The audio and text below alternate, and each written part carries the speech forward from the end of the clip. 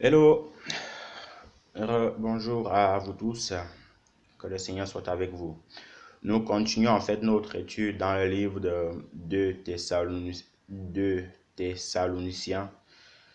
Donc, on va faire le résumé de ce livre-ci. C'est un livre qui comporte, voyez-vous, 3 chapitres. Et l'auteur de cet épître, de cette lettre, c'est l'apôtre Paul. On doit savoir une chose, c'est que l'apôtre Paul, c'est l'apôtre qui a écrit beaucoup plus de lettres. On peut même dire en fait qu'il a écrit beaucoup plus de lettres. Ces lettres en fait étaient beaucoup plus, si on même en vient à rassembler celles de Pierre, de Jean et de Jacques. Donc il a écrit beaucoup plus de lettres que les autres apôtres. Pourquoi c'est comme ça? Il faut demander au Seigneur. Et l'apôtre Paul était vraiment en fait un fervent. C'est quelqu'un en fait, voyez-vous, c'est pour ça, une chose aussi, ça, il y a une leçon qu'on peut vraiment tirer par rapport à cela, c'est quoi? La leçon, c'est que, frères et sœurs, quand quelqu'un en fait est religieux, en fait, hein, est religieux, vit dans la religion, et puis qu'il le fait avec véhémence, qu'il le fait avec force, voilà, c'est une chose. Mais si le Seigneur vient à le toucher, il sera terriblement touché par le Seigneur, à faire des choses grandioses avec le Seigneur. L'apôtre Paul est vraiment en fait un exemple typique de ce que je suis en train de dire. Je me souviens aussi, moi je me compare pas à l'apôtre Paul, hein. Lui c'est un très très haut niveau. Mais si je peux donner en fait un témoin, dire quelque chose en vitesse, en ce qui concerne ma vie, j'étais en fait un ancien enfant de cœur, voilà, dans l'église catholique. J'étais enfant de cœur pendant 3 ans en Afrique et 5 ans en Europe. Donc en tout, ça fait 8 ans. J'avais mes heures de prière, j'avais mes petits livres de prière. J'étais vraiment en fait un religieux. Même je me souviens quand j'étais encore en Afrique, j'accompagnais tout le temps ma grand-mère pour aller à l'église. Je portais en fait, elle me donnait tout le temps des 100 francs quand on allait à l'église pour que je puisse mettre en fait à la quête. Et puis c'était une très très bonne grand-mère. Elle m'a enseigné, elle m'a montré vraiment en fait de bons exemples tout simplement. Voyez-vous? Et j'aimais ce que je faisais et j'étais là très très fermement, toujours prêt en fait à servir à l'église. Mais, et puis j'étais même en fait, on m'appelait à la maison monsieur le prêtre, monsieur l'abbé. Pourquoi? Parce que ma famille voyait comment j'étais en fervent, comment j'étais engagé dans les choses de l'église catholique, que tout le monde m'appelait en fait monsieur le prêtre, monsieur l'abbé. Voyez un peu. Et j'étais même destiné, enfin, j'étais même prêt à être le premier pape noir. Pape noir. J'aimais tellement les choses de Dieu que j'étais prêt à tout pour abandonner ce que je faisais dans le monde pour suivre le Seigneur et continuer en fait à les servir dans l'église catholique. Mais quand une fois que le Seigneur avait envoyé un frère pour me parler de lui, il n'a pas parlé de l'église catholique, il n'a pas parlé de Marie, non. Il m'a seulement en fait prêché la parole de Dieu, le véritable Dieu, donc Jésus-Christ de Nazareth, ce qu'il est venu faire pour moi à la croix, pourquoi il est venu mourir. Et une fois qu'il me parlait de toutes ces choses-là, alors je me suis donné au Seigneur et d'avril 2009 jusqu'à l'heure où je vous parle à 5h40 du matin, jusqu'à 5h40 du matin, le 28 février 2018, je n'ai jamais lâché la Bible. Je n'ai plus jamais lâché la Bible. Et la même Bible qu'on m'a donnée quand mes oncles m'avaient envoyé de l'Afrique en 2009, cette Bible en fait que j'ai encore au jour d'aujourd'hui. Et le Seigneur m'a formé par des jeunes, par des prédications dans la sainteté, dans la pureté, dans l'éducation, dans le respect mutuel des autres, dans tout. Et il me continue en fait à me former. Et aujourd'hui, en fait, j'ai fait des résumés des livres bibliques. Et ces résumés-là, en fait, n'ont pas commencé en 2018. Non. Le Seigneur m'a mis à cœur de commencer à les faire en 2011. Donc, comptez vous-même de 2011 jusqu'en 2018. Il s'est écoulé en fait 7 ans. 7 ans que le Seigneur m'a fait faire ces choses-là. Et ce n'est que de manière odieuse que je les donne depuis le 10 février. Si mes souvenirs sont bons, depuis le 10 février 2018. Ça veut dire quoi? Ça veut dire que quand vous êtes dans la religion, quand vous êtes dans les dogmes, dans les traditions des hommes, le Seigneur voit tout cela. Mais un jour ou l'autre, le Seigneur va se souvenir de vous. Mais comprenez une chose, c'est que quand le Seigneur vous touche, quand le Seigneur envoie ses messagers pour vous parler de lui, c'est le moment ou jamais de vous donner à lui. C'est le moment ou jamais où vous devez en fait vous tourner complètement au Seigneur. C'est pour ça que la Bible dit dans le livre des prophètes que si vous entendez sa voix, n'endurcissez pas vos cœurs.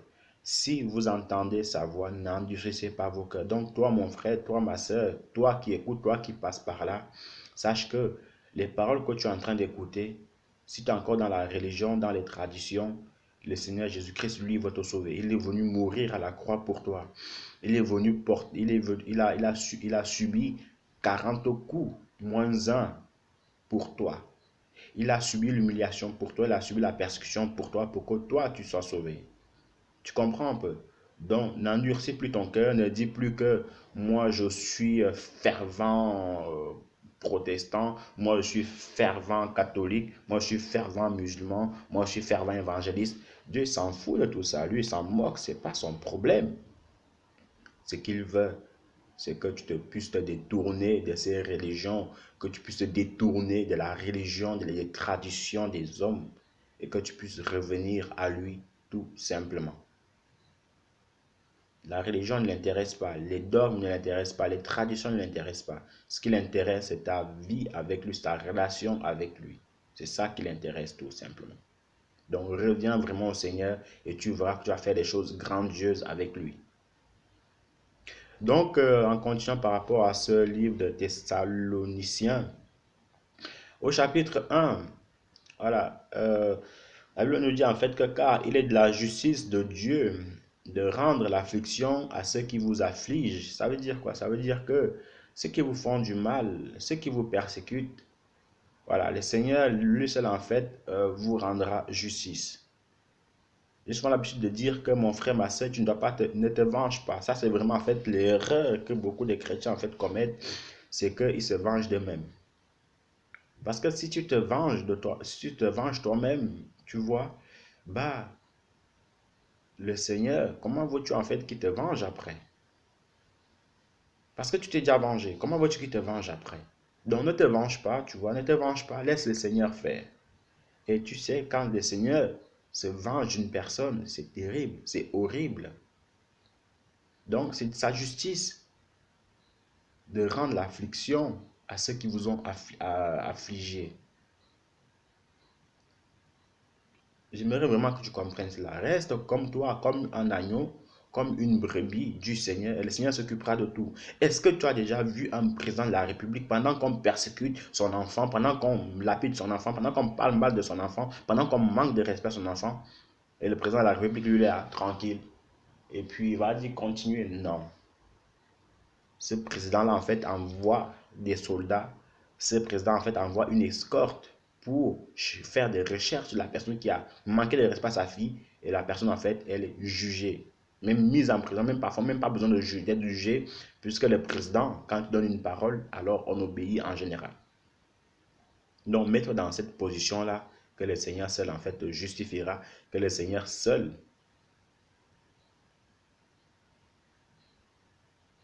fera justice à ceux qui t'ont affligé. Donc, je t'en prie, mon frère, ma soeur, reste calme quand les gens en fait portent de faux témoignages contre toi. Ne te venge pas. Souviens-toi de Jésus-Christ, pendant que les gens cherchaient, fabriquaient des faux témoignages contre lui.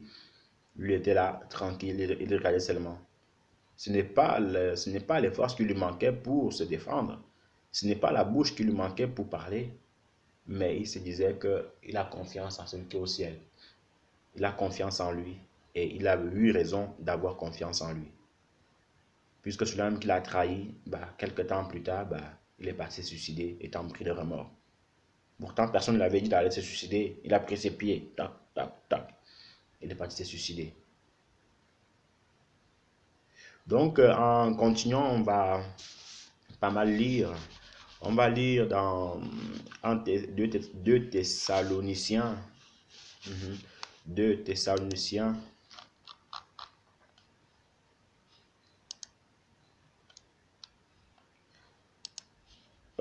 chapitre 1, le verset 6 au verset 9. 2 Thessaloniciens, verset 6 au verset 9. S'il est vrai qu'il est juste de la part de Dieu de rendre la détresse à ceux qui vous en détresse, on va plutôt descendre au chapitre 9. Ceux-là auront pour châtiment une destruction éternelle. Non. Et de vous donner à vous qui êtes dans la détresse du repos avec nous, lorsque le Seigneur Jésus-Christ se révélera du ciel avec ses anges puissants, dans un feu flamboyant pour faire justice contre ceux qui ne connaissent pas Dieu et ceux qui n'obéissent pas à la bonne nouvelle de notre Seigneur Jésus. Ceux-là auront pour juste châtiment une destruction éternelle, loin du Seigneur et de sa force glorieuse, quand il viendra pour être glorifié dans ses saints et reconnu avec étonnement dans tous ceux qui auront cru. Oh, vous avez cru notre témoignage, oui, en ce jour-là.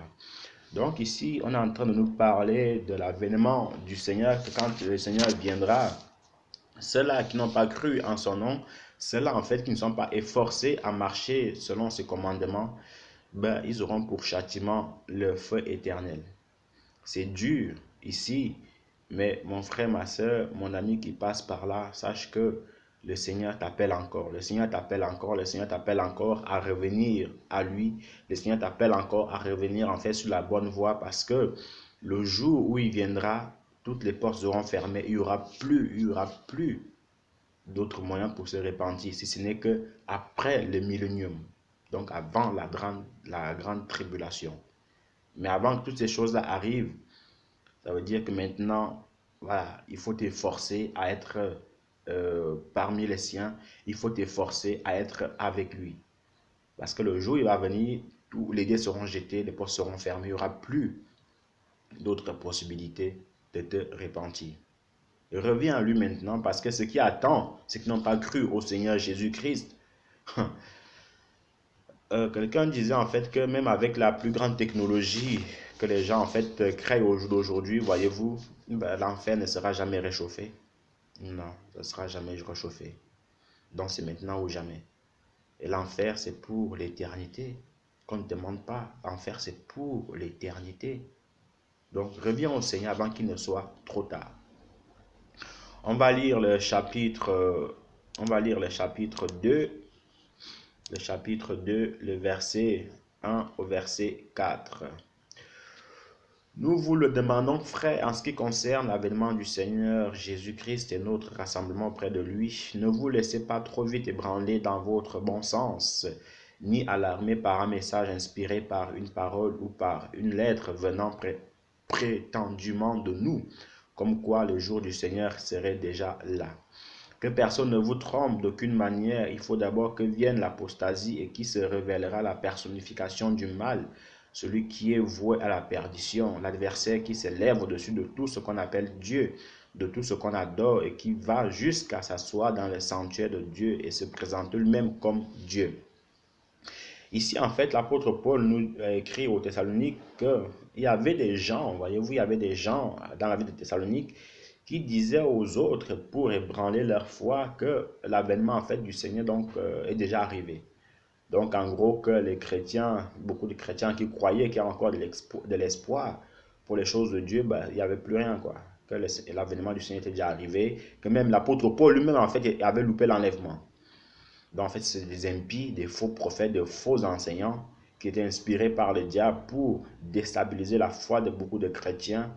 Et qu'est-ce qui s'est passé? L'apôtre Paul, en tant qu'apôtre, en tant que conducteur, en tant que missionnaire du Seigneur, va redresser ces choses-là, va redonner en fait le moral aux gens pour leur faire comprendre que, écoutez, c'est des mensonges qu'on vous a dit, c'est des bêtises qu'on vous a dit.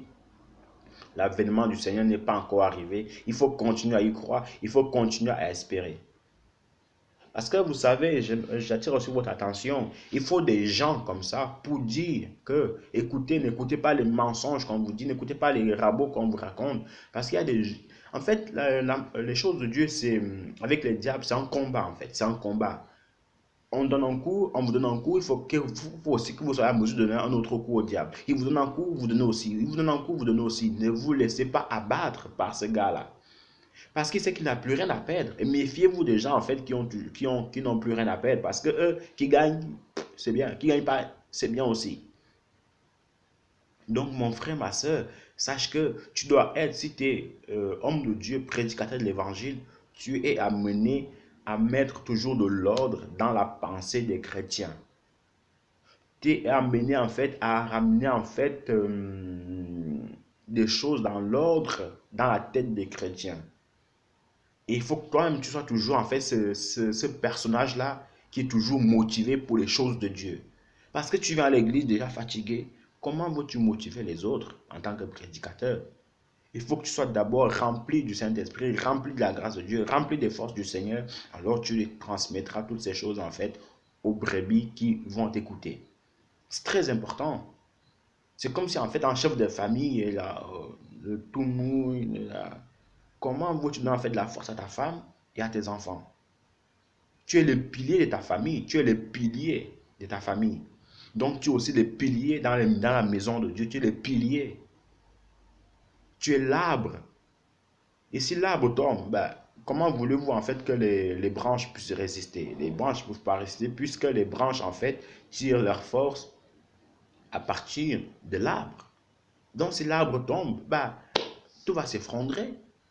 Tout va s'effondrer tout simplement. Donc comprenez un peu ces choses-là.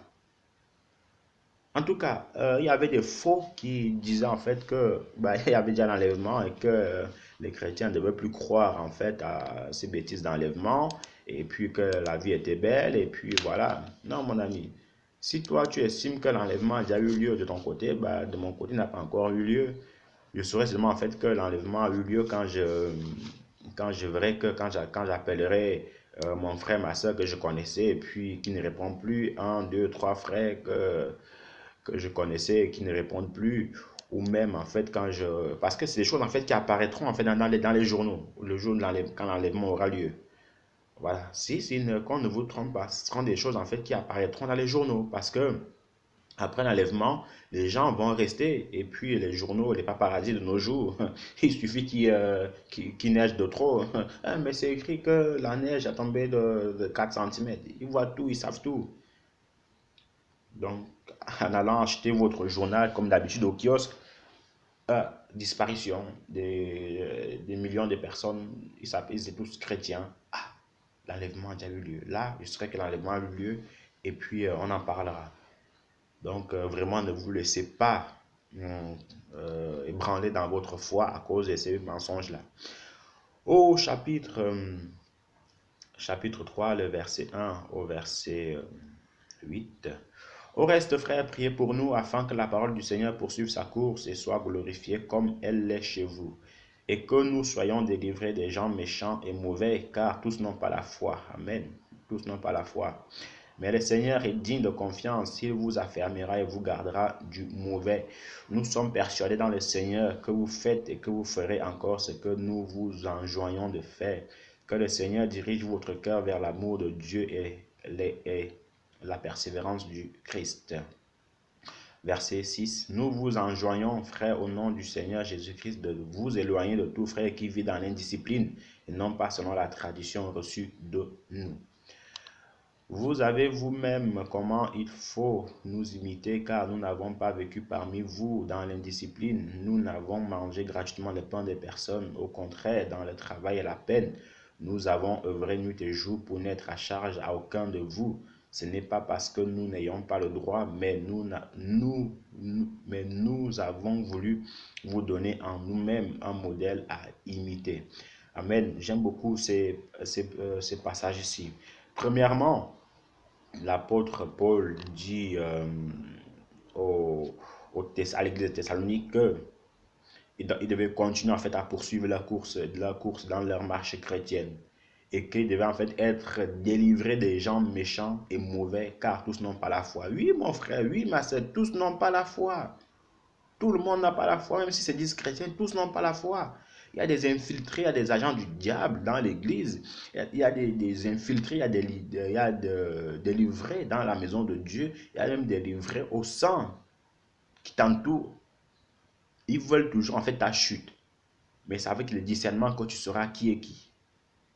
Donc, tous n'ont pas la foi. Tous n'ont pas la foi. Il y a même des prédicateurs, lui, il prêche, mais au fond de lui, c'est qu'il est en train de vous ramener en enfer. Mais c'est par ses prédications, mais c'est par sa vie que vous verrez vraiment, en fait, voyez-vous, s'il est de Dieu ou pas, tout simplement. Donc, attention, attention. Tous n'ont pas la foi. Et il continue à dire, en fait, que éloignez-vous des gens qui vivent de manière indisciplinée. Il y a des gens, il y a des chrétiens qui sont là, qui vivent de manière indisciplinée. Lui, il vit sa vie comme il entend, il marche comme il veut, il fait ce qu'il veut. Non, en tant que chrétien, tu ne dois pas faire comme tu veux, tu dois faire comme Dieu lui veut. Et si tu fais comme toi tu veux, ben c'est que tu n'es pas un enfant de Dieu. Désolé de te le dire, tu n'es pas un enfant de Dieu, tu es un enfant de Satan, tout simplement. Parce que la Bible dit en fait que notre corps ne nous appartient plus. C'est le temple du Saint-Esprit. Déjà, comme tu le dis dans ta bouche, que ma Seigneur, je donne ma vie. Alors, si tu donnes ta vie au Seigneur, pourquoi en fait, ça devrait de nouveau en fait être ta vie à toi? Pourquoi tu devrais la mener comme toi tu l'entends? Donc, ça veut dire que tu n'as pas donné ta vie au Seigneur. Et quelqu'un en fait qui ne marche pas selon l'Esprit de Dieu, il marche selon l'Esprit du monde. Il n'y a pas de demi-mesure en fait là-dessus. Il n'y a pas de milieu. Soit l'Esprit de Dieu est en toi, soit l'Esprit du monde est en toi. Il n'y a pas de moitié Esprit de Dieu, moitié... Non, non, non, non. Souvenez-vous, même la Bible dit en fait que euh, ce n'est pas que si tu ne dois pas être ni tiède, ni bouillant, ni, comment dirais-je, ni froid. Donc tu dois être chaud. Le Seigneur n'aime pas les tièdes. Donc un peu d'eau chaude, un peu d'eau froide pour équilibrer. Non, il n'y a pas d'équilibre. Le Seigneur veut que tu sois bouillant. Il faut que tu sois bouillant. Donc, être bouillant, et ça veut dire en fait que tu sois complètement versé en lui, tout simplement. Tu es être fort, un chrétien fort. Savoir que ta vie ne t'appartient plus et puis elle appartient en fait au Seigneur. Et puis, en continuant, quand on poursuit, l'apôtre Paul dit aussi en fait que pendant qu'ils étaient au milieu des chrétiens de l'église de Thessalonique, voyez-vous, bah, ils travaillaient de leurs propres mains. En fait, il y a quelque chose que vous devez savoir, qu'un serviteur de Dieu soit appelé à temps plein devant le Seigneur, ce qui est une bonne chose, qu'il soit appelé à mi-temps. Mais il doit aussi en fait faire des petits travaux pour en fait éviter l'oisiveté, pour en fait éviter la paresse complète. L'apôtre Paul était faiseur de tentes, étant un grand apôtre. Donc pendant en fait son temps libre, il faisait des tentes, il faisait peut-être de... Voilà, il travaillait le gars, il travaillait. Il ne se disait pas que de toute façon moi je suis le grand apôtre, moi je suis seulement là pour annoncer l'évangile, lui tu es seulement là. Mais sache que peut-être pour aller couper le bois, en tant qu'homme, il faut aller couper le bois. Pour faire à manger, tu peux faire à manger. Pour aller puiser l'eau, tu peux aller puiser l'eau. Le chien ne t'a pas appelé à prêcher la parole de Dieu 24 heures sur 24, 7 jours sur 7. Il y a des moments où il te dit aussi, repose-toi, va faire autre chose. Donc l'apôtre Paul va dire ici que nous, au milieu de vous, on n'a pas mangé on n'a pas mangé gratuitement, mais nous avons travaillé nos propres mains afin de vous montrer un exemple comment en fait les serviteurs de Dieu doivent vivre. Donc en tant que serviteurs de Dieu, nous devons faire aussi comme ça. Et en faisant comme ça, en fait, nous montrons un bon exemple aux chrétiens. On doit montrer en fait aux chrétiens comment vivre. On va lire le dernier chapitre, le dernier verset, le 13 à 15. Quant à vous, frères, ne vous lassez pas de faire le bien. Si quelqu'un n'obéit pas à ce que nous disions dans cette lettre, repérez le bien et n'ayez avec lui aucune relation pour qu'il ait honte. Ne le considérez cependant pas comme un ennemi, mais avertissez-le comme un frère. Donc l'apôtre Paul ici en fait dit que si quelqu'un en fait n'obéit pas à la loi du Seigneur, donc à ce qu'il vient de dire, bah il devait le remarquer, donc remarquer ce frère-là, et puis mettre son nom dans un petit cahier, et comme souvent quand l'apôtre Paul viendra, on devait lui dire, apôtre, c'est celui-là en fait qui vit d'une manière déréglée, d'une manière indisciplinée, et l'apôtre Paul savait comment le reprendre. Et puis, il va aussi dire quelque chose d'assez important que il ne faut pas le regarder comme un ennemi. Non, ça parce que quelqu'un, en fait, ne veut pas travailler, qu'il est forcément votre ennemi. Non. Mais c'est parce qu'en fait, voyez-vous, il y a des gens qui ont encore besoin d'apprendre certaines choses, certaines bases. Non, en fait, apprendre certaines bases pour arriver en fait à ce que le Seigneur demande. Donc, il ne faut pas regarder forcément tout le monde avec un mauvais œil. Non, non. Soit allez les conseiller, soit allez les parler et puis prier le Seigneur pour lui tout simplement. Donc, que le Seigneur vous bénisse abondamment et que sa grâce puisse continuer à lui dans votre vie. Nous allons poursuivre avec le livre de Timothée.